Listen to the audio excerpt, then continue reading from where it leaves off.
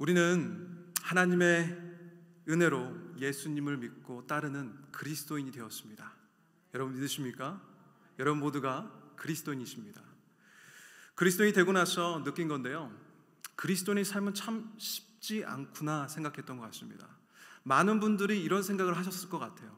처음 예수님을 믿고 교회에 나와서 예수님을 섬기는 삶, 그리고 많은 그리스도인들과 교제하면서 그리스도인 삶이라는 것이 이런 거구나 생각했을 때마다 우리는 벽에 부딪히곤 합니다. 저 또한 그리스도인의 삶을 살았지요. 평생을 그렇게 살았다고 하는데 한국말로는 모태신앙이라고 하는데요.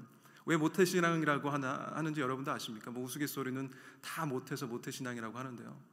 근데 모태신앙으로 살면서 저는 정말 많은 벽을 느꼈어요.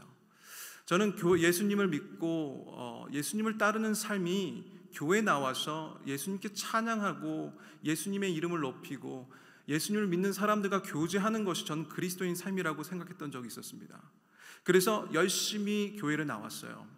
그리고 전도사님의 가르침에 따라서 11조를 열심히 하면 그리스도인의 삶을 더 잘 살 수 있다라고 또 말씀하셔서 또 율법에 적힌 대로 또 11조도 참 열심히 했고 헌금 생활도 열심히 했던 것 같습니다. 그런데요, 제가 나이를 먹고 신앙생활을 하면 할수록 예수님을 알면 알수록 그리스도인의 삶이 그것과는 조금 다른 것 같아요. 여러분들의 삶은 어떠십니까? 여러분들의 그리스도인의 삶은 안녕하신가요? 여러분들의 그리스도인의 삶은 그런 벽 없이 한 번도 이게 그리스도인의 삶이구나 라고 생각하며 살 때 벽을 경험해 보신 적은 없으십니까?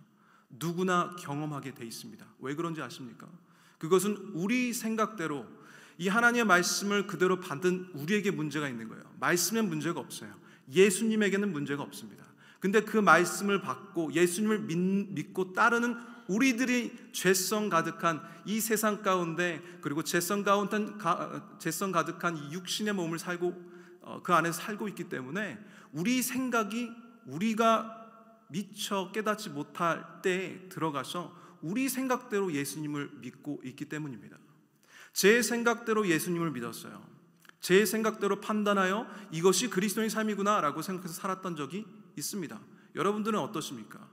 예수 그리스도의 삶이라고 한다면 예수님을 믿는 예수님의 방법으로 예수님을 믿어야 하는데, 우리가 육신이 연약하여 이 사단의 어떤 여러 가지 유혹들에 의해서, 그리고 이 타락한 이 세상 때문에, 이 문화들 때문에, 여러 가지 미디어들 영향들 때문에, 다른 영향들을 우리가 받고 살고 있기 때문에, 그래서 우리 생각대로 우리 마음대로 예수님을 믿고 살 때가 있다는 것입니다. 아니, 그렇게 살고 있다는 것입니다.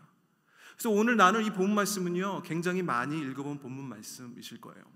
근데 이 본문 말씀을 통해서 여러분들이 예수님께서는 특별한 사람에게, 특별한 그리스도인에게, 특별히 헌신된 자들에게 이 말씀을 주신 것이 아니에요. 예수님을 따르는 사람들에게 주신 말씀이라는 것이지요. 예수님은 우리에게 무엇을 원하십니까? 죽으라는 겁니다. 죽으라는 거예요. 근데 이 죽으라는 이 말이 있잖아요. 자기를 부인하고 자기 십자가를 따르고 예수님을 따르라 라는 이 말이 얼마나 부담스럽습니까? 저는 어렸을 때 이 본문을 많이 읽었지만 그냥 넘어갔어요. 깨달음을 주지 마세요 예수님 그랬던 기억이 납니다. 왜요? 깨달음은 진짜 죽어야 될 것 같았거든요. 그게 무슨 뜻인지도 몰랐습니다. 우리가 그런 본문이에요. 근데 예수님께서는 이 본문을 이런 사람들은 이렇게 하라가 아니에요.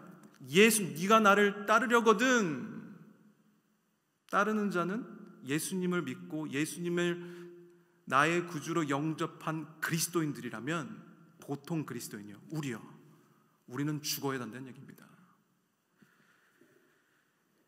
그러니까 예수님을 따른다고 해서 다 따르는 사람들이 아니라는 거예요.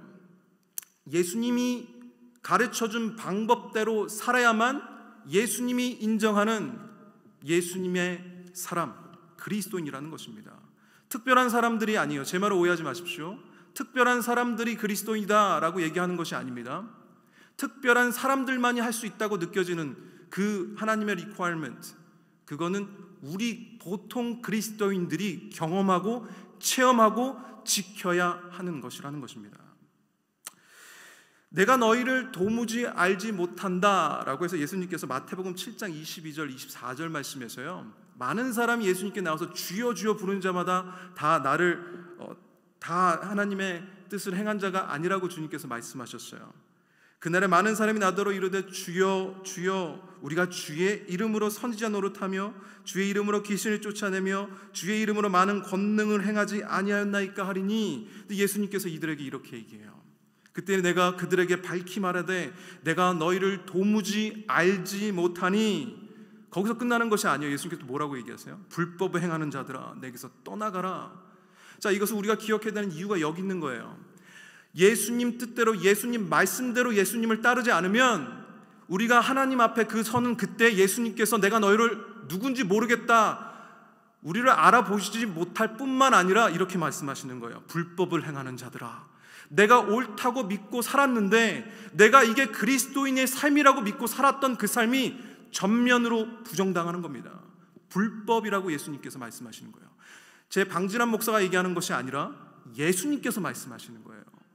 그렇다면 우리 예수님의 말씀에 힘입어 우리는 이렇게 살아야 한다는 것입니다. 근데요, 우리가 살고 있는 이 세상은요, 그리고 우리가 살고 있는 문화는요, 이 예수님께서 말씀하신 대로 살면 우리를 어떻게 매도하느냐?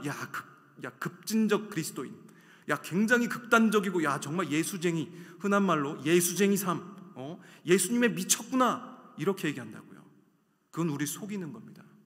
모든 그리스도인, 예수님을 믿고 예수님을 따르는 그리스도인들이라고 한다면 우리는 죽어야 해요. 우리는 죽어야 합니다. 예수님께서 우리를 부르신 이유, 죽으라는 겁니다. 기억하시기 바랍니다. 오늘 본문을 보면요, 예수님께 우리에게도 그런 죽음을 요구합니다. 여러분들 그런 프로그램을 참여해 보셨는지 모르겠어요. 아버지 학교를 아버지가 많이 안 계신데 아버지 학교를 가보신 분들이 계실지 모르겠어요. 많이 들어보셨죠? 아버지 학교 굉장히 유행했죠. 근데 이 아버지 학교에 들어가면요, 그 멘토를 하시는 분들이 계세요. 그 멘토를 보통 어떤 분들이 하시냐, 계속해서 참석하셔서 그 그룹의 리더를 계속 맡으셨던 분들, 발런티어로 이제 나중에 몇 번을 참석하셔서 거기 가셔서 멘토를 하시고 계시더라고요. 그분들이 젊은 아버지들에게 이런 얘기를 많이 해요. 아내하고 갈등이 있는 분들에게 꼭 이런 얘기를 해주시더라고요. 내가 이렇게 살아보니까 이제 몇 번 이제 아버지 학교를 경험을 통해서 아내와의 이제 극적인 이제 회복을 경험하신 분들이죠. 그분들이 하시는 말씀은 딱 하나예요. 네가 죽어야 돼. 네가 죽어야 돼. 자, 세상 사람들도 너 많이 죽었다 이런 얘기 하죠. 근데 예수님도 우리에게 원하십니다. 죽으래요. 저는 이 예수님께서 우리에게 요구하시는 이 죽음을 여러분들이 모두가 깨닫기를 원합니다. 예수 그리스도 이름으로 축복합니다. 그렇게 깨달으시고 예수님 앞에 나아가시는 귀한 저녁 되시기를 여러분들에게 다시 한번 예수 그리스도 이름으로 축복합니다. 자, 그렇다면 우리가 믿고 따르는 예수님 말씀하시는 그리스도인이란 어떤 그리스도인인가, 오늘 함께 나누고자 하는 하나님의 말씀입니다. 바로 오늘 말씀을 통해서요, 성령님의 도우심으로 참된 그리스도인으로 살고자 결단하는 하루가 되시기를 예수님의 이름으로 축복합니다. 자, 첫 번째입니다. 보통 그리스도인이에요. 예수님께서 말씀하시는 그리스도인, 예수님을 참되게 선포해야 합니다. 우리 27절, 28절 다시 한번 보도록 하겠습니다. 8장 27절, 28절입니다. 예수와 제자들이 빌립보 가이사랴 여러 마을로 나가실새 길에서 제자들에게 물어 이르시되 사람들이 나를 누구라고 하느냐. 제자들이 여짜와 이르되 세례 요한이라 하고 더러는 엘리야, 더러는 선지자 중에 하나라 하나이다. 자, 예수님께서 지금 제자들을 내리시고요, 조금 이상한 곳으로 제자들을 이끌고 가십니다. 예루살렘 지역에서 몇십 킬로 떨어진 곳이긴 한데 노스 쪽으로, 북쪽으로 데리고 가세요. 이 빌립보 가이사랴, 이 가이사랴 지역은요, 예수님은 나의 하나님이십니다, 예수님을 찬양합니다, 이런 고백이 있을 수가 없는 지역이었어요. 이 지역은요, 세상의 어떤 물질적인 것들, 향락의 도시였습니다. 예수님이 그곳으로 이 제자들을 데리고 간 거예요. 개인적인 티칭을 하시기를 원하셨던 것이죠. 그래서 장소를 어디를 택하셨나? 우리가 살고 있는 이 세상과 같은 유대 지역이 아니었어요. 우상신을 섬기는 곳이었어요. 로마 황제인 가이사 아그리스도를 기리는 성전이 지어져 있고요, 이스라엘 전적을 통틀어서 가장 아름답고 풍요로운 지역 중 하나였습니다. 이방민족인 수리아인들과 그리스도인들이 이것을 터를 잡고 살고 있었고 유대인들은 살고 있지 않았던 곳입니다. 왜 예수님께서 유대인들을 구원하시기 위해서 하나님의 말씀을 선포하시기 위해서 부르셔서 오셨다고 하셨는데 왜 이곳으로 보내셨을까? 예수님의 일거수일투족, 예수님의 한마디 한마디는요 그냥 하신 말이 없어요. 다 이유가 있습니다. 왜 이곳으로 데려가셨는가? 이곳은요 세상의 영향력을 잘 나타내는 곳이었어요. 그곳이 바로 빌립보 가이사랴였습니다. 우리는요 세상의 영향력 아래에 살고 있습니다. 영향력을 저는 안 받고 있습니다 라고 하면 너무 좋겠지만 우리는 영향을 받고 있습니다. 그래서 우리는 영향을 받는 영적인 존재들이기 때문에요 사람을 만나도요 영향을 주든 영향을 받든 둘 중에 하나입니다. 만약에 내가 선한 영향을 끼치고 있다면 그 관계는 여러분들 계속해서 가지셨으면 좋겠어요. 하지만 다른 사람이 비그리스도인과 관계 중에 계속해서 그가 얘기하는 것이 나한테 영향력을 끼친다라고 분별이 되시면요 그 관계를 다시 한번 생각해 보셔야 해요. 자, 우리는 세상에서 영향력을 받고 있는 그리스도인으로 살고 있습니다. 이 영향력을 받는 이 세상에서요 우리가 예수님을 선포하고 그리스도인으로 사는 게 참 어려워요. 왜냐면요 이 세상 중심에서 살고 있는 세상 사람들, 흔히 말하는 비그리스도인들이 사는 방법이요 우리가 사는 방법과 다르다는 거죠. 우리는 예수님의 방법대로 사는 예수 그리스도인들입니다. 근데요 그들은요 예수님이 기준이 아니에요. 말씀이 기준이 아니라 뭐가 기준이죠? 세상이 기준입니다. 문화가 기준이에요. 그렇다면 우리와 다를 수밖에 없어요. 세계관이 다르다는 거예요. 그들은 물질이 가장 최고라고 얘기합니다. 우리는 뭐가 최고라고 얘기하죠? 예수님, 하나님이 최고라고 얘기해요. 우리가 그들에게 가서, 물질이 최고인 사람에게 가서 하나님이 최고입니다, 하나님의 여러분을 사랑합니다, 그러면 콧방귀도 안 낀다는 거죠. 그런 세상의 영향력을 받고 있는 이 빌립보 가이사랴라는 겁니다. 예수님을 고백하기 어려운 향락의 도시예요. 클럽에서 예수님을 선포하겠습니까? 술집에서 그러지 않는다는 거죠. 그런데 그곳으로 예수님이 이 제자들을 데리고 가서 질문을 던지는 거예요. 뭐라고 말씀하시냐? 사람들이 나를 누구라고 하느냐? 마치 여전히 세상의 영향력 아래에 있는 사람들은 나를 누구라고 하느냐라고 질문하고 계시는 것 같아요. 그들의 대답은 이렇습니다. 세례자 요한이라고도 하고요, 엘리야라고도 하고요, 예언자 중 한 분이라고 하는 사람도 있네요. 이렇게 얘기합니다. 그리고 제자들에게 피할 수 없는 질문을 이제 예수님께서 하십니다. 29절입니다. 또 물으시되 너희는, 다른 사람은 이렇게 얘기하는데 너희는 나를 누구로 하느냐? 지금 우리 이 세상을 살고 있는, 현재를 살고 있는 그리스도인들, 물론 지금 교회에 있고요, 우리가 편안하게 고백할 수 있는 장소에 있지만 만약 우리가 세상에 나아가 이런 질문을 받는다면 여러분들은 어떻게 이야기하겠습니까? 예수님이 그걸 얘기하고 계시는 거예요. 너희가 어느 장소에 있든 어디에 있든 보통 그리스도인이라면, 나를 따르는 자라면 너희는 내가 누군지 선포해야 할 것이다 라고 해서 예수님께서 말씀하고 계시는 거예요. 제대로 된 참된 예수님을 선포해야 한다는 것이지요. 그렇다면 예수님께서 가르치시는 예수님을 선포하는, 어떻게 우리는 선포해야 될까요? 우리가 많은 미사오구들을 붙여서 예수님을 설명을 합니다. 어떤 것들이 있을까요? 이런 것들이 있죠. 집회 때마다 이런 배너들을 이렇게 달죠. 문제보다 크신 하나님, 나를 치유하시는 예수님, 사랑이 많으신 하나님. 그게 틀린 말은 아닙니다. 좋지만 근데 예수님 방법으로 예수님을 선포해야 된다는 거예요. 마가복음을 썼던 마가는 이렇게 얘기해요. 마가복음 1장 1절, 하나님의 아들 예수 그리스도. 그리고 1장 11절, 하나님 아버지께서 그 아들을 이렇게 부르십니다. 예수님이 이렇게 부르셔요. 내 사랑하는 아들이라, 내가 너를 기뻐하노라. 심지어 귀신들도, 사단들도 떨며 예수님 이렇게 부르며 고백합니다. 1장 24절, 하나님의 거룩한 자. 그리고 3장 11절, 당신은 하나님의 아들이시니이다. 그리고 5장 7절, 지극히 높으신 하나님의 아들이라고 고백합니다. 그리고 로마 백부장을 통해서, 비그리스도인을 통해서 예수님을 이렇게 고백하게 하죠. 마가복음 15장 마지막이죠. 39절을 통해서 이 백부장이 이렇게 고백합니다. 이 사람은 진실로 하나님의 아들이었도다. 그렇습니다. 예수님은 하나님의 아들입니다. 그리고 여기서 저는 이 베드로의 고백을 첨부하고 싶어요. 마태복음 16장 16절 엄청난 베드로의 고백이 나오죠. 여러분들 아십니까? 주는 그리스도시요 살아계신 하나님의 아들이시다. 네, 예수님은 그리스도시요 메시아이십니다. 구원자이십니다. 그래서 주님께서 우리에게 가르쳐 주신 네가 보통 그리스도인 나를 따르는 자라면 너는 나를 참되게 선포할지라 어떻게 해요? 주는 그리스도시요 살아계신 하나님의 아버지시다. 살아계신 하나님의 아들이시다. 죄송합니다. 그렇게 고백을 하라. 이렇게 오늘 예수님께서 말씀하시고 계시죠. 물론 여러 가지 고백들이 있지만 이 고백을 주님께서 원하시는 것입니다. 지금 이렇게 예수님을 정확하게 참된 선포가 있어야 한다는 것이죠. 주는 그리스도십니다. 다른 많은 수식어가 예수님께 붙여집니다. 우리식대로 우리가 원하는 대로 예수님을 따르면 안 된다는 거예요. 그럼 어쩌면 우리가 주님께 서는 그날 주님께서 우리를 모르실 수가 있다는 거예요. 어쩌면 우리가 불법을 행하는 자가 돼 있을지도 모른다는 것입니다. 사랑하는 성도 여러분, 예수님은 그리스도십니다. 예수님은 구원자이십니다. 살아계신 하나님의 아들이십니다.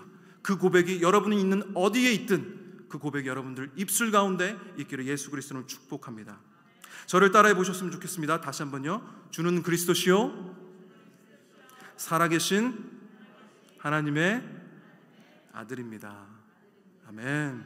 할렐루야. 이 선포가 여러분 삶의 어느 자리에 있든지 고백이 있기를 축복합니다. 자, 두 번째입니다. 예수님의 방법만을 배우고 인정합니다. 보통 그리스도인이란 예수님의 방법만을 배우고 인정합니다. 사람의 방법이 아닌 예수님의 방법을 배우고 따라야 한다는 얘기입니다. 오늘 본문 31절 33절을 보겠습니다. 인자가 많은 고난을 받고 장로들과 대제사장들과 서기관들에게 버림받아 죽임을 당하고 사흘 만에 살아나야 할 것을 비로소 그들에게 가르치시되 드러내놓고 이 말씀을 하시니 베드로가 예수를 붙들고 항변하매 예수께서 돌이키사 제자들을 보시며 베드로를 꾸짖어 이르시되 사탄아 내 뒤로 물러가라 내가 하나님의 일을 생각하지 아니하고 도리어 사람의 일을 생각하는도다 하시고. 자, 지금 예수님께서는요 제자들에게 처음으로 이제 내가 가야 할 길이 이런 길이다 라고 해서 처음으로 제자들에게 알리시고 계십니다. 제자들이 그것을 이해하든 이해하지 못했든 주님께서는 때가 됐다 생각하셔서 그들을 빌립보 가이사랴 지역으로 가게 하셔서 거기서 고백하게 하신 거예요. 그래서 베드로는 엄청난 고백을 하죠. 주는 그리스도이십니다. 엄청난 칭찬을 예수님께서 하세요. 바요나 시몬아 너는 복되다라고 얘기하고 네 육신에서 이거 고백을 한 것이 아니라 하나님께서 알게 하신 것이다. 그리고 네 시몬 베드로라 부를 것이며 반석 위에 내 교회가 세워질 것이며 어떤 음부의 세력도 너를 이길 수가 없을 것이다 라고 얘기하시고 천국의 열쇠가 너에게 있을 것이다. 땅에서 매면 하늘에서 매고 하늘에서 매면 땅에서 매는 그 축복이 너에게 있을 것이다. 엄청난 축복을 했거든요. 그 축복을 받은 베드로, 하나님 예수님의 수제자. 근데 지금 예수님께서 가야 하는 길에 대해서 하나님의 경륜을 얘기했을 때 그가 어떻게 반응하는가? 예수님이 이렇게 말씀하셨거든요. 내가 가야 하는 길이 이 길이다. 첫 번째 고난을 당하고, 두 번째 대제사장들과 율법 학자들에게 배척받아야 하고, 세 번째 죽임을 당하고, 네 번째 그리고 3일 만에 다시 부활할 것이다 라는 것이에요. 우리가 보면요 엄청난 계획이구나 눈에 보인다는 거죠. 근데 베드로는 깨닫지 못한 것 같아요. 듣자마자 닭달같이 주님께 달려가 이렇게 얘기합니다. 절대 그러시면 안 됩니다 라고 얘기해요. 오늘 본문에는 29절에는 항변했다, 31절에는 항변했다, 32절에는 항변했다라고 얘기하고 있는데요, 이 항변했다 이 단어는요 꾸짖다라는 리뷰크의 단어의 뜻이 있어요. 예수님을 꾸짖은 거야. 이쪽으로 데리고서 예수님 이거 안 되시겠, 예수님 이제 좀 인기도 좀 얻으시고 이제 좀 구원자로서 모습을 좀 갖춰 가시는데 무슨 얘기냐, 죽는다는 게 말이 되냐고. 자, 이 말은요 사실 인간적으로 보면요 뭐가 잘못됐을까라는 생각이 들어요. 여러분 어떠십니까? 저 예수님 사랑 많이 합니다. 근데 베드로도 예수님을 엄청 사랑했던 자였어요. 정말 사랑했어요. 정말 감정적으로 감정을 쏟아 부어서 예수님을 사랑했던 자예요. 그렇게 열심으로 모든 인생을 걸 만큼 사랑했던 예수님. 근데 예수님께서 죽는다고 하니까요 당연한 반응 아니겠어요? 그러지 마세요. 절대 안 됩니다. 어떻게 죽습니까? 예수님 절대 죽지 않아요. 주님은요 구약에서 명시된 구원자이신데 어떻게 죽는다는 것입니까? 그게 아니라는 거예요. 죽지 마세요 이렇게 얘기했어요. 본인의 생각이 들어간 겁니다. 본인의 생각이죠. 그리고 33절에 예수님께서 뭐라 하시느냐? 바로 베드로를 꾸짖으심에 같은 단어가 쓰였어요. 에피티마우라는 헬라가 똑같이 리뷰크라는 단어가 또 쓰인 거예요. 예수님께서 베드로에게 꾸짖음을 당하시고 다시 예수님이 베드로를 꾸짖으시는 거예요. 그리고 뭐라고 얘기하십니까? 조금 너무하신 것 같아요. 사탄아, 내 뒤로 물러가라. 근데 저는 이 말씀을 보면서요, 이런 생각이 들었어요. 좀 너무하신 거 아닐까? 뭐가 베드로가 뭘 그렇게 했다고 이렇게 말씀하시나? 제가 뭐 여러분들 말씀드렸던 것처럼 인간의 생각이 들어간 거, 인간적으로 좀 그럴 수 있지. 사랑하는데 주님 사랑이 최고라고 말씀하지 않으셨습니까? 왜 사랑으로 주님을 대했는데 왜 이러십니까? 이런 생각이 들 수 있을 거예요. 베드로가 잘못한 것이 두 개 있어요. 첫 번째 하나는요, 예수님의 말을 끝까지 안 들었습니다. 사랑하는 성도 여러분, 주님의 말씀 끝까지 들으셔요. 하나님의 말씀을 들을 때 우리가 듣고 싶은 비비드한 그것만 우리가 건지면 안 돼요. 이 말씀 나를 축복하는 말씀인데 이 말씀만 받으면 안 된다는 거예요. 끝까지 보셔야 합니다. 하나님 말씀은 끝까지 들어야 돼요. 자, 예수님의 말씀을 끝까지 듣지 않았어요. 3일 만에 부활한다는 그 말을 듣지 못했던 것 같아요. 아니면 아예 이해를 못했던 것 같아요. 자, 그 잘못이 있고요. 그리고 두 번째는 이거예요. 여러분도 가만히 생각해 보시면요, 지금 베드로의 어떤 모습이 사단의 모습과 같습니까? 그냥 예수님을 사랑한 것밖에 없는데 어떤 모습이 사단의 모습이에요? 예수님이 그러셨잖아요. 사단아, 너는 내 뒤로 물러갈 거라. 물러가라 이렇게 얘기하시잖아요. 어떤 모습이 사단의 모습인가요? 인간적으로 보면 전혀 이상하지 않아요. 저도 만약에 그 자리에 있었다면 예수님 절대, 어쩌면 전 눈물을 흘렸을지도 모르겠어요. 절대 죽으시면 안 돼요. 그러면서 안타깝게 그랬을 것 같아요.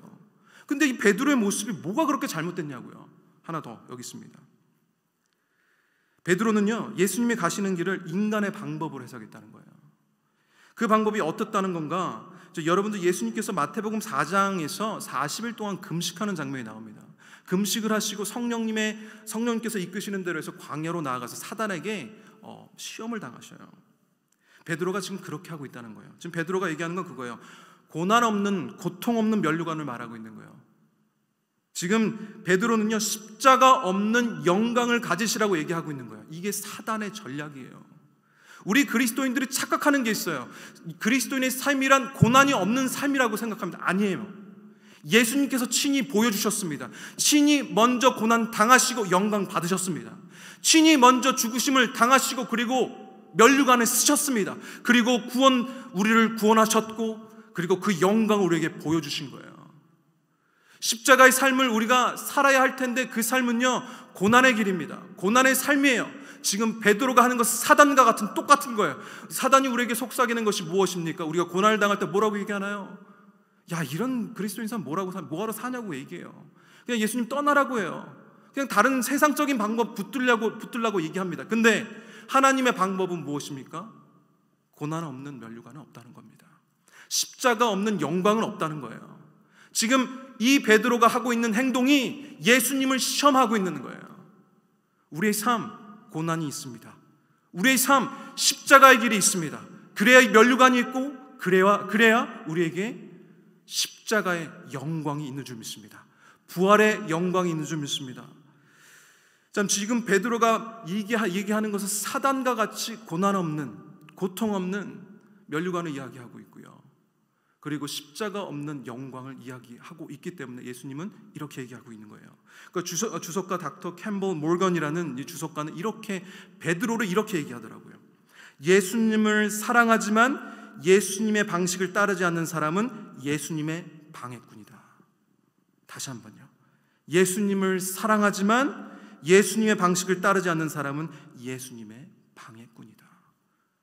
예수님을 사랑하는 것, 예수님의 방법대로 사랑하지 않으면 우리는 불법을 행하는 자들이라는 겁니다. 우리 방법대로 예수님을 사랑하면 안 된다는 거예요. 예수님을 사랑하면 우리는 죽어야 합니다. 십자가를 지고 주님을 따라야 합니다. 그것이 예수님 방법이에요.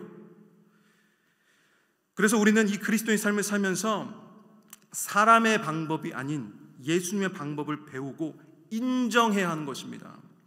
사람의 방법은요, 다 세상의 기준을 두고 있기 때문입니다. 예수님의 가르침이 무엇이냐? 고난 없는 면류관은 없다. 십자가 없는 영광도 없다. 십자가 없는 부활의 영광이 없다라는 된다라는 것입니다. 이것이 그리스도인으로서 따라야 하는 예수님의 방법입니다. 예수님의 뜻이에요.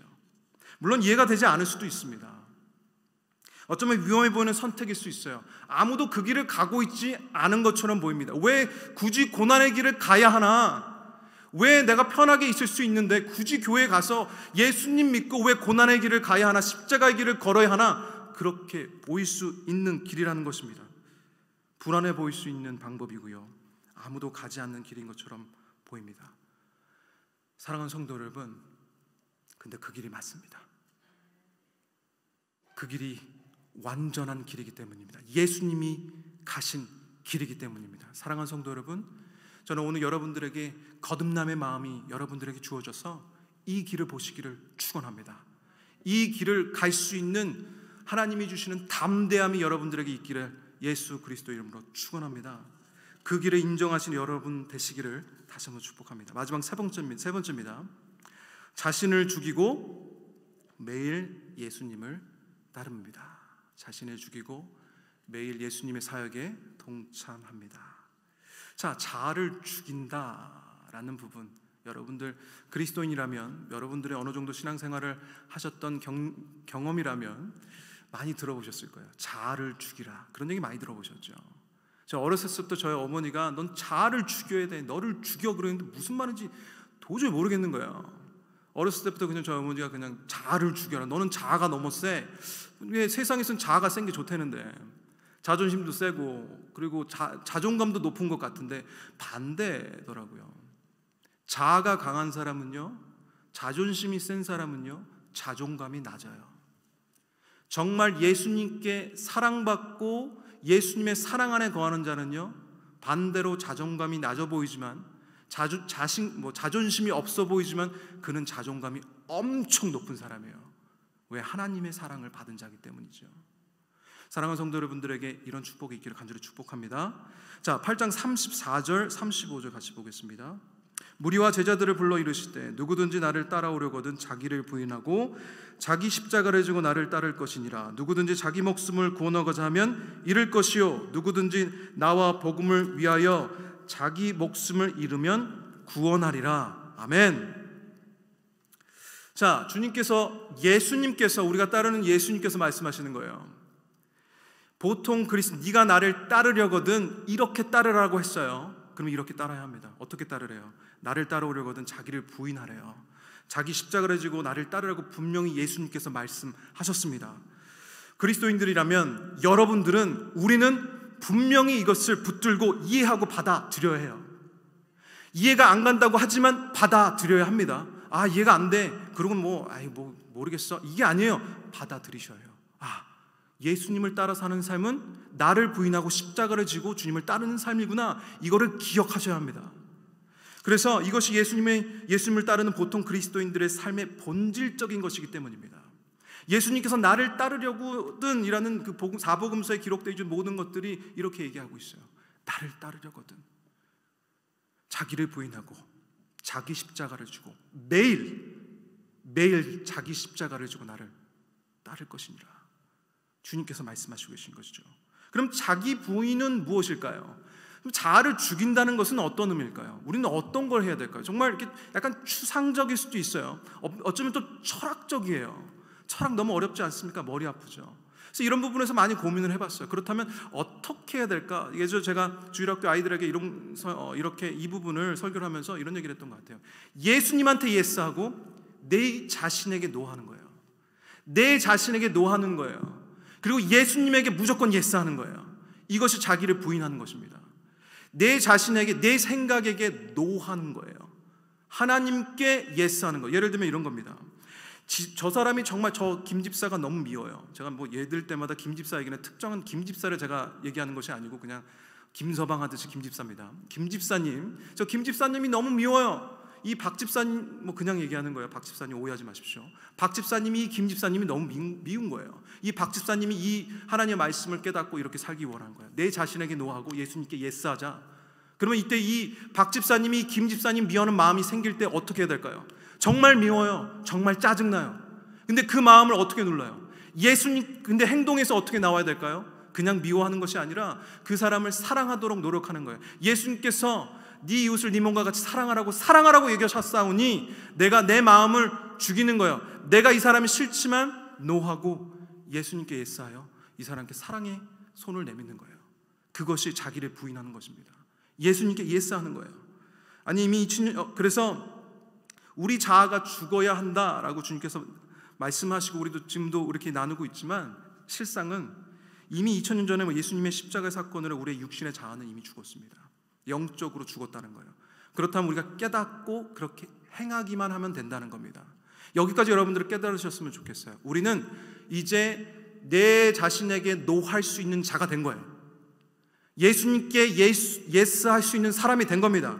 우리는 이제 성령님의 역사하심과 예수님과 함께 살고 있기 때문입니다. 그래서 갈라디아서 2장 20절의 이 고백처럼 우리는 살 수 있는 거예요. 내가 예수 그리스도와 함께 십자가에 못 박혔나니 그런즉 이제 내가 사는 것이 아니요 오직 내 안에 그리스도께서 사신 것이라.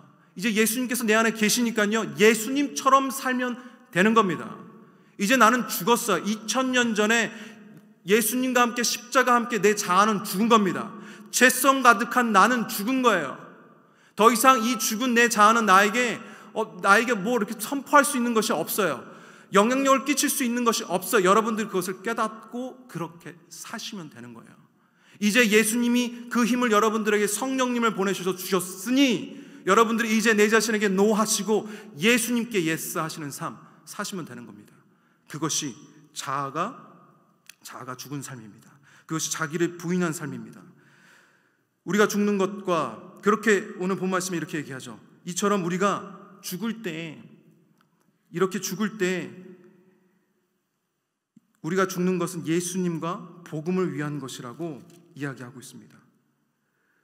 누구든지 나와 복음을 위하여 자기 목숨을 잃으면 구원하리라. 내가 내 자아를 죽이고 예수님 뜻대로 예스하면 살 때 이것이 단순히 나를 위한 삶이 아니라 예수님을 위해서 그리고 복음을 위해서 살 수 있는 삶이 된다는 것입니다. 그런데 이런 모습이 어쩌면요 세상 사람들이 보기에 극단적이고 참 그리스도인들 참 유별나다 이럴 수 있을 것 같아요. 저희 어머님이 복음을 들고 우리 불교 집안에 들어오셔서 예수님 믿는 믿음으로 우리 모든 그 16장 사도행전 16장 31절에 이제 우리 집안 모든 사람이 구원 임하고 저 또한 목회자가 되었는데요. 어머니가 예전에 가끔 그런 얘기를 해주셨었어요. 참 사람들 핍박 너무 심했다고. 밥 먹을 때 기도하는 거 가지고도 뭐라 하고 밥 먹을 때 기도할 때 저 할머니 돌아가셨지만 우리 할머니가 이렇게 발로 툭툭 치셨대요. 이렇게 발에 뻗으셔가지고 그리고 이렇게 저희 할머니가 이렇게 좀 되게 뭐 이런 말 좀 그렇지만 이쁘셨지만 되게 성격이 까탈스러우셨거든요. 그래서 뭐 기도하는 모습만 보면은 이렇게 해서 가서 꼬집으시고 그러셨대요. 저희 어머니를. 그래서 제사를 드리면 저희 어머니는 할 수 있는 게 아무것도 없으니 뭐 제사상을 엎을 수도 없고 막내 아들 이제 며느리를 이렇게 아내로 들어가서 할 수 있는 게 없으니까 할 수 있는 건 뭐 십자가 긋는 것밖에 없어서 이렇게 제사상에 있는 것들에게 십자가를 그으면서 칼로 깎으시고 밥 같은 거를 이렇게 일부러 주걱으로 이렇게 밥을 이렇게 풀 때 이렇게 십자가를 그으셨대요. 할렐루야. 뭐 이것이 역사가 있었는지 모르겠지만 결국 모든 우리 가정은 다 그리스도인이 되었습니다. 근데 이런 모습들이 사실은 결코 다른 사람들 눈에는 좋아 보이지 않아요. 근데 우리가 예수님께서는 이게 보통 그리스도인의 모습이라고 말씀하셨습니다. 그리고 나서 예수님께서 더 얘기를 하고 계시는데 그것이 무엇인가? 자기 십자가를 지고 나를 따르라는 거예요. 근데 자기 십자가를 지고 나를 따르라 이 말은 도대체 어떤 말일까? 어떤 모습일까요? 보이지 않는 십자가를 어떻게 지고 우리가 사는 걸까요? 정말 나한테 맡겨진 정말 원수 같은 내 남편이 하나님이 나에게 주신 십자가일까요? 아니죠. 뭐 원수 같은 내 자녀가 나에게 주신 십자가일까요? 그게 아닌 것 같아요. 근데 제가 이 십자가의 이 고난 주간 동안 십자가를 묵상하면서 한 사람이 제 마음 가운데 왔는데요. 구레네 사람 시몬입니다. 구레네 사람 시몬. 예수님께서 십자가 골고다의 언덕을 올라가실 때 한참 사람들에게 모욕을 당하시고 채찍을 당하시고 이제 그 앞을 이제 골고다 언덕으로 십자가를 지고 올라가실 때 힘이 다 빠지셨어요. 100파운드가 넘는 그 십자가를 들으실 수가 없으셔서 넘어지셨어요. 근데 지나가던 구레네 사람 시몬이 갑자기 랜덤리 픽돼가지고 갑자기 예수님 십자가를 지고 올라가는 사건이 나옵니다.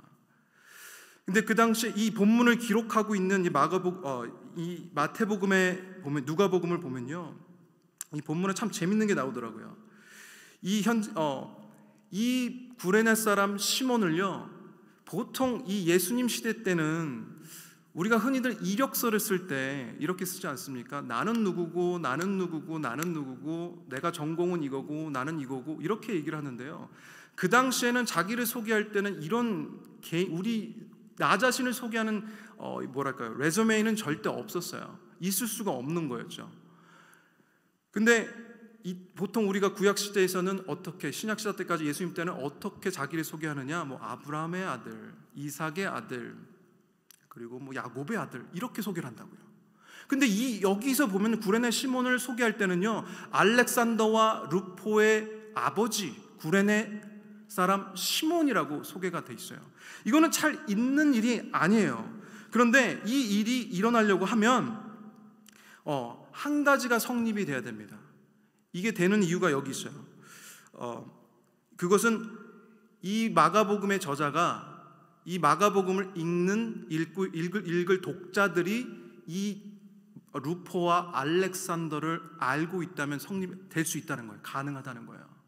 그러니까 읽고 있는 사람들이 이 알렉산더가 누군지 루포인지 알기 때문에 가능하다는 것입니다. 그 외에는 성립이 되지 않아요.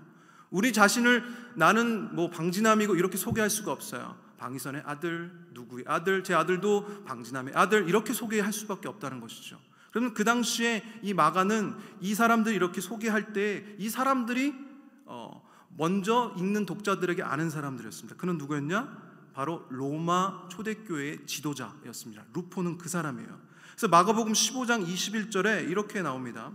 마침 알렉산더와 루포의 아버지인 구레네 사람 시몬이 시골로부터 와서 지나가는데 그들이 그를 억지로 같이 가게 하여 예수님의 십자가를 지우고. 자, 이 본 말씀은 이런 거예요. 자, 봐라, 알렉산더 루포의 아버지인 구레네 사람 시몬이 와서 이렇게 지나가고 있는데 갑자기 이 사람이 십자가를 졌어 라고 해서 지금 이거를 읽고 있는 마가복음의 독자들의 이야기하고 있는 거예요. 그래서 자녀를 소개하고 부모를 소개하고 있는 거죠. 그래서 너네들이 알지? 알렉산더 루포, 이 사람은 누구야? 너네들 아는 사람 그 사람이야 라고 이제 얘기하고 있는 거예요. 근데 구레네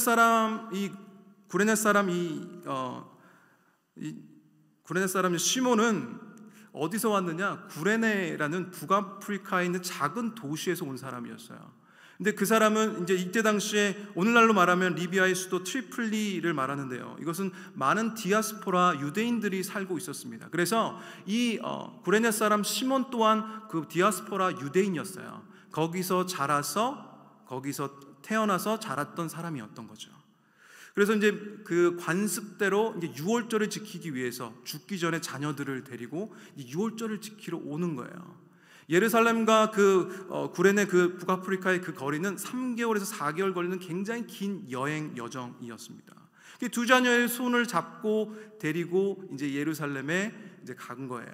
예루살렘에 도착해서 이제 여기 아버지에게 들었던, 다른 사람에게 들었던 이미지만 있었던 이런 솔로몬의 신전을 보고요. 얘들아, 저기가 솔로몬의 신전이야, 저기가 다윗성이야, 뭐 이러면서 저기가 우물이 저기 있지, 저 우물이 그 우물이야, 이러면서 감동을 받으면서 이렇게 아이들에게 견학을 시켜줬을 거예요. 견학을 시켜주고 있는데 저기서 웅성웅성 되는 소리가 들리는 거죠.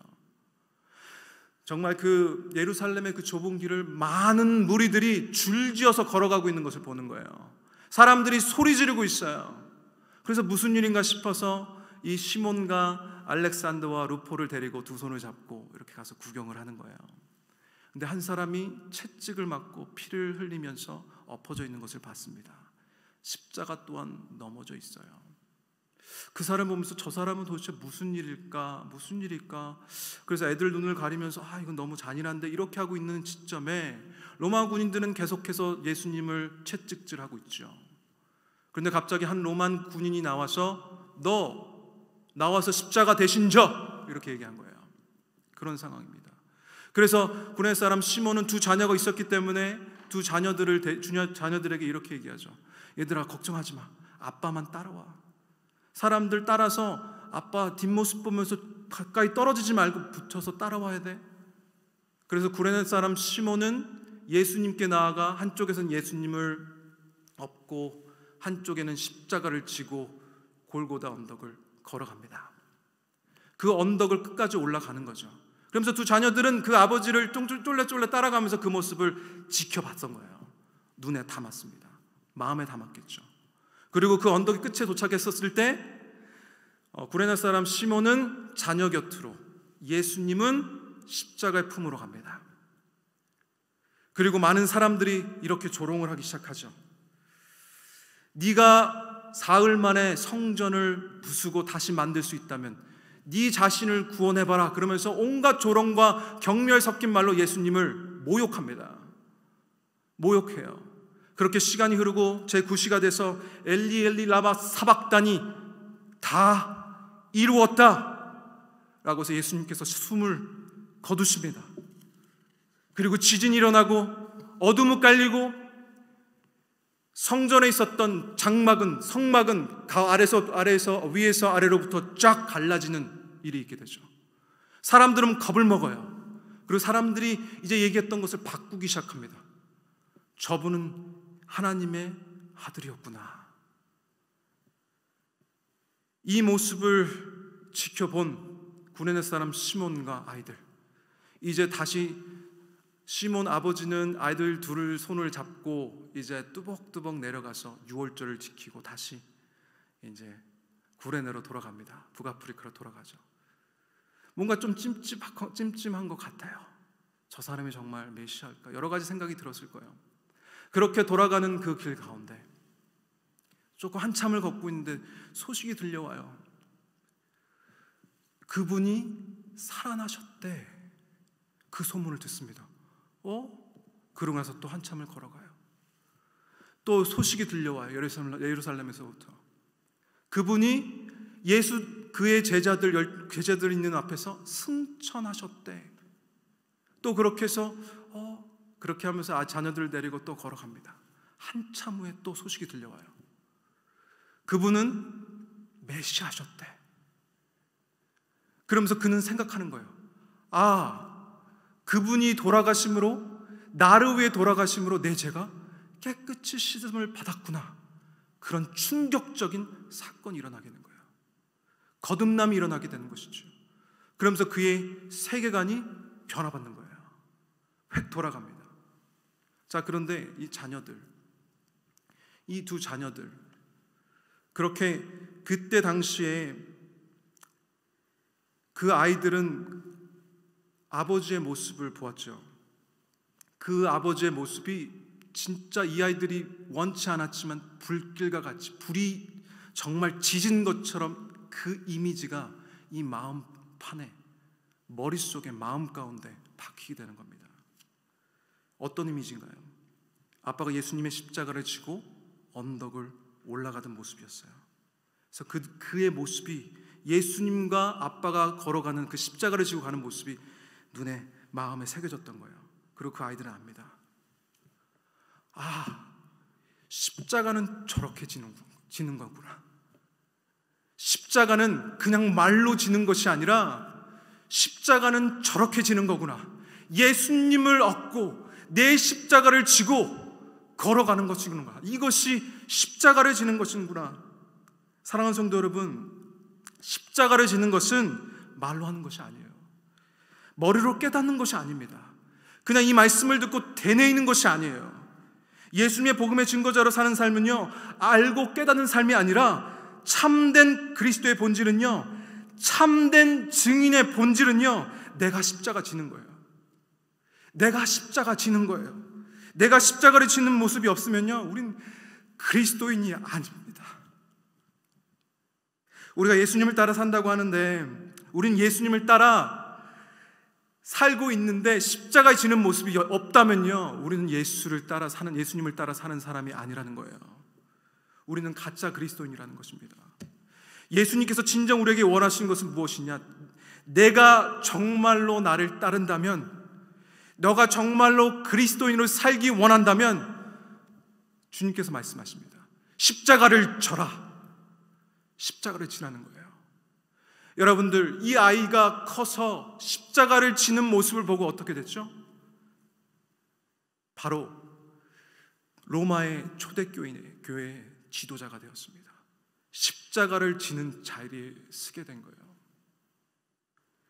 사랑하는 성도 여러분, 비록 볼품없고 영향력 없어 보인다 할지라도 가장 강하고 영향력 있는 것은 주님의 방법입니다.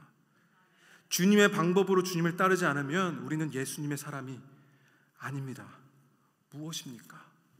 예수님을 따르는 방법이 무엇입니까? 십자가를 져라. 그리스도인은 십자가를 지는 현장으로 나아갈 때 그리스도의 복음의 증인이 된다는 것입니다. 우리가 매일같이 우리 십자가를 지는 삶을 살아야 한다는 거예요. 예수님은 우리를 축복을 주시려고 부르셨어요. 우리를 살리시려고 부르셨어요. 그래서 죽으라고 하시는 거예요. 우리가 죽어야 살리시죠. 우리가 죽어야 새 생명 주신다는 것입니다. 우리가 죽어야 우리가 주님의 그 부활의 영광에 참여할 수 있기 때문이에요. 예수님은 그리고 십자가를 지고 사역의 현장으로 오라고 여러분들을 부르셨습니다. 주님께 반응하십시오. 사랑하는 성도 여러분, 어떤 사역이든지요, 배우든지 가르치든지 여러분들 어떤 사역이든지 다 들어가십시오. 여러분들의 마음에 울림이 있다면, 정말 하나님께 순종할 십자가를 지는 그 자리에 가시기 원하신다면요, 여러분들 월요일부터 해가 전화하셔가지고 내일부터 사무실에 전화하셔서요, 내가 일할 곳이 없나 그렇게 물어보셔요. 그렇게 하나님께서 우리에게, 예수님께서 말씀하신 십자가를 지는 현장에 계셔야 한다는 거예요. 우리가 십자가를 지지 않으면 우리는 그리스도인이 아닙니다. 그냥 예수님께서 그냥 말씀하시는 것이 아니에요. 너는 그냥 자아를 그냥 부인하고 그냥 십자가를 지고 그런 거구나, 그게 그리스도인이 아니라는 겁니다. 예수님의 방법으로 그리스도인의 삶을 살기 원하신다면, 아니 예수님께서 나를 알아보는 인생, 예수님께서 너는 불법을 행하는 자라 그렇게 말씀하시지 않았으면 하는 인생을 살기 원하신다면 십자가를 지는 그 자리로 나아가십시오. 내 몸이 불편해서요, 내 나이가 많아서요, 이제 더 이상 다음 세대에게 물려줘, 그런 말 그만하시고요, 예수님의 십자가를 지는 자리로 나아가십시오. 그렇지 않으면 우리는 그리스도인이 아니에요. 어떤 형태로든지 여러분들 어떤 모습으로든지 예수님의 십자가를 지는 자리로 나아가셔야 합니다. 배우든지 가르치셔야 해요. 나는 그냥 이런 안전적인 그런 그리스도인이 좋다, 그건 그리스도의 삶이 아니에요. 제 생각이 들어가고 우리의 생각이 들어가면 그건 더 이상 그리스도의 삶이 아닙니다. 제 얘기가 아닙니다. 오해하지 마십시오. 예수님이 말씀하시잖아요. 예수님을 따라 사는데 예수님이 그러시잖아요. 너를 부인하고 십자가를 지고 나를 따르라고 주님께서 말씀하시잖아요. 여러분들 어느 자리에 계십니까? 여러분들의 그리스도의 삶은 어떤 그리스도의 삶이십니까? 여러분들 십자가를 지고 살고 계십니까? 여러분들 자아를 부인하고 주님을 따르고 계십니까? 그 사역의 현장 가운데 계십니까? 어쩌면 변명하고 계시진 않으십니까? 어떤 삶을 살고 계십니까? 오늘 주님께서 여러분들 부르십니다. 나와라. 나와서 십자가를 져라. 여러분들 기억하셨으면 좋겠습니다. 예수님을 참되게 선포하시는 삶 사시기를 축복합니다. 사람의 방법이 아닌 예수님의 방법을 배우고 따르셔야 합니다. 마지막 세 번째, 자아를 죽이고 십자가를 지고 예수님의 사역에 동참하십시오. 참된 그리스도인을 거듭나는 오늘 밤 되시기를 예수 그리스도 이름으로 축복합니다. 또 이 마음을 가지고 우리 같이 찬양하면서 나가겠습니다.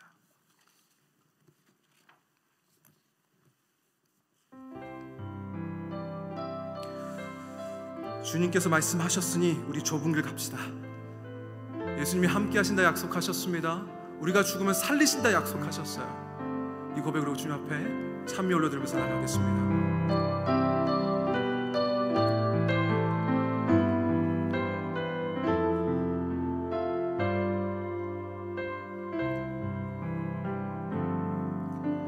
주님 다시 오실 때까지 나는 이 길을 가리라.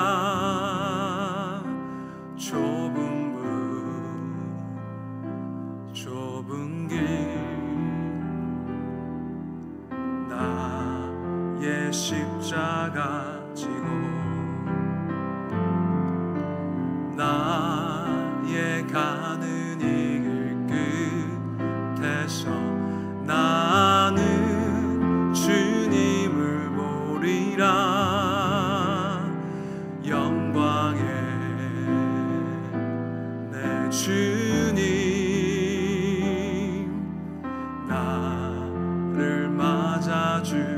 다시 한번 고백합시다. 주님 다시 오실 때까지, 주님 다시 오실 때까지 나는 이 길을 가리라. 좁은 길 나의 십자가 지고 나의 가는 이 길 끝에서 나의 가는 이 길 끝에서 나는 주님을 보리라. 영광의 내 주님 나를 맞아주시리. 주님 다시 오실 때까지 나는 일어나 달려가리라. 주의 영광 온 땅 덮을 때 나는 일어나 노래하리. 내 사모하는 주님 온 세상 구주시라. 내 사모하는 주님 영광의 왕이시라. 주님 다시 오실 때까지, 주님 다시 오실 때까지 나는 일어나 달려가리라. 주의 영광 온 땅 덮을 때 나는 일어나 노래하리. 내 사모하는 주님 온 세상 구주시라. 내 사모하는 주님 영광의 왕이시라. 우리 전 다시 기도하면서 나아가길 원합니다. 좋으신 하나님, 우리의 영을 깨워주시옵소서. 주님께서 죽으라 하였사오니 아버지 하나님, 죽게 하여 주시옵소서. 죽어야 사는 것을 깨닫게 하여 주시옵소서. 죽어야 주님이 주시는 그 새 생명이 내 삶 가운데 주어짐을 깨닫게 하여 주시옵소서. 그러므로 아버지 하나님, 십자가를 지는 그 현장 가운데 아버지 결단하여 나가는 아버지 시간 되게 하여 주시옵소서. 아버지 하나님은 예수 그리스도를 인정하는 모든 아버지 하나님, 고개 숙여 기도하는 모든 인생들 가운데 아버지 역사하여 주시옵소서. 우리 간절한 마음으로 주여 한번 크게 외친 후에 아버지 내 삶 역사하여 주시옵소서. 주님 따르는 삶 살게 하여 주시옵소서. 그리스도인을 살게 하여 주시옵소서. 나는 죽고 예수로 사는 인생 되게 하시고 십자가의 현장 가운데 나아가 주님의 일을 감당케 하여 주시옵소서. 우리 간절한 마음으로 주여 한번 크게 외친 후에 기도하면서 나아가겠습니다. 주여! 아버지 하나님, 주님 앞에 나아가길 원합니다. 아버지 그리스도의 삶을 살기 원합니다. 아버지 하나님, 참된 그리스도를 살게 하여 주시옵소서. 아버지 하나님, 주님을 선포하며 참된 예수님을 선포하는 삶 살게 하여 주시옵소서. 내 생각 다 걷어가 주시옵소서. 아버지 하나님의 뜻대로 하나님의 방법대로 살게 하여 주시옵소서. 아버지 하나님의 가는 그 길이 내 생각과 다를지라도 볼품없어 보이지만, 힘이 없어 보이지만 아버지 하나님, 그 가운데 아버지 약한 가운데 힘내시는 주님께서, 역사하는 주님께서 아버지 우리 삶을 들어서 아버지 하나님 역사하실 것을 믿는 믿음으로 나아가게 하여 주시옵소서. 아버지 하나님, 내가 진실로 아버지 내 자아가 죽기를 원합니다. 예수님께 예수하며 사는 삶 살기 원합니다. 나한테 노하며 아버지 하나님 내 자신을 부인하며 아버지 하나님의 뜻대로, 하나님의 그 뜻대로 할 말씀대로 살게 하여 주시옵소서. 아버지 십자가를 지며 나아가며 십자가를 지는 그 현장 가운데 나아가 하나님의 일에 동참하게 하여 주시옵소서. 하나님의 일을 하게 하여 주시옵소서. 아버지 우리를 사용하여 주시옵소서. 아버지 십자가를 지며 나아가는 인생들 되게 하여 주시옵소서.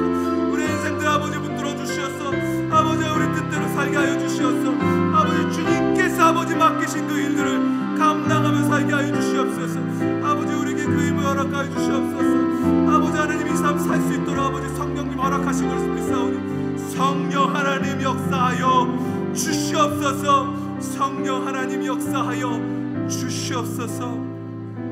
아버지 하나님 감사합니다. 우리가 결단하며 주님 앞에 나아갔습니다. 결단하였습니다. 주님께서 부르셨사오니 주님께서 힘주실 것이며 주님께서 가신 그 길 내가 걷길 원하오니 아버지 하나님, 내가 이 길 갈 때 고난이 있을지언정 어려움이 있을지언정 아버지 아무도 가지 않는 길처럼 너무 좋아 보이는 길이라고 할지언정 아버지 내가 포기하지 않겠습니다. 주님 붙들고 따라가겠습니다. 이 길이 아버지 내가 죽는 길이라며 아버지 하나님 무서워 뒷걸음치지 않게 주님 저 붙들어 주시옵소서. 아버지 이 길이 주님 따라 사는 십자가를 지는 길이라며 아버지 하나님 그곳에 주님이 함께 하시며 주님의 그 영광이 기다리고 있음을 아버지 우리 눈으로 보게 하여 주시옵소서. 우리 눈으로 보게 하여 주셔서 아버지 하나님 우리가 멈추지 않고 일어나 걸어가게 하여 주시옵소서. 아버지 오늘 결단하며 나아가는 백성들 가운데 아버지 은혜 베풀어 주시옵소서. 그들이 주님 앞에 나아가 십자가를 지려고 마음먹었습니다. 결단하였습니다. 주님의 그 사역 가운데 동참하길 원하오니 아버지 하나님 그 결단을 귀히 여겨주시옵고 아버지 하나님 그들이 주님께 결단하며 나아가는 하나님의 일을 감당하고자 하는 이때 그 결단을 주님 긍휼히 여겨주시고 은혜 베풀어 주셔서 그들이 말하지 않은 것들까지도 은혜 베풀어 주시옵소서. 그들의 아버지 하나님 근점적인 어려운 것 때문에 재정적인 어려움들 때문에 아버지 주님 앞에 나왔지만 그래도 결단하여 주님 따르겠다 결단하였다면 주님 재정 채워주시옵소서. 아버지 주님 그들의 삶에 아버지 하나님 무너진 삶의 어려운 영역들이 있다면 그것 때문에 주님 앞에 나왔는데 오늘 결단은 주님을 따르겠다 얘기하고 십자가를 지겠다 결단하였다면 아버지 은혜 베풀어 주셔서 무너진 것을 세워주시옵소서. 아버지 내 몸이 너무 연약하여 아버지 하나님 내가 주님 따르기를 내 몸을 고쳐달라고 주님 앞에 나왔지만 그러나 주님께서 나에게 불같은 심령을 허락하셔서 내가 결단한 십자가를 지겠다 주님 따라가겠다 약속하고 결단한 백성들이 있다면 그들에게 은혜 베풀어 주셔서 그 아픈 곳을 고쳐 주시옵소서. 그러므로 주님께 모든 영광 올려드리며 주님이 하나님이심을 고백하는 삶 살게 하여 주시옵소서. 그들의 십자가의 삶을 살기 원하는 아버지 그 인생의 결단을 기름 부어 주셔서 이제 그들의 삶 가운데 십자가를 지는 인생 되게 하시고 예수님의 흔적이 나타나는 인생들 되게 하여 주시옵소서. 주님께서 그들의 삶을 들어 써주실 것을 믿사오며 그들이 이제 내가 죽어 주님의 생명받은 자로 축복받은 자로 고난의 길을 걸어가 주님의 부활의 영광에 참여하겠음을 고백하는 모든 이들에게 주님 복의 복을 더하실 것을 믿사오며 이 모든 말씀 살아계신 우리 주 예수 그리스도 이름으로 축복하며 기도드리옵나이다. 아멘. 지금도 우리 주 예수 그리스도의 은혜와 지금도 살아 역사하시는 하나님 아버지의 지극하신 사랑하심과 우리를 진리로 인도하시는 성령 하나님의 감화감동 충만 역사 교제 내재하심이 오늘 주님의 말씀을 듣고 이제 내가 나를 죽이고 십자가를 지는 인생을 살겠습니다 고백하며 결단하는 인생들 가운데 그 머리 위와 그 가정과 그 자녀들 위에 그 사업장 위에 그리고 예수 그리스도 이름을 부르며 나아가는 모든 선교사님들 그 사역과 그 가정 위에 그리고 예수 그리스도의 복음을 외치며 하나님 나라를 위해 헌신하며 주님이 부르는 모든 지역교회들 위해 이제로부터 영원토록 함께 하시기를 축원하옵나이다. 아멘.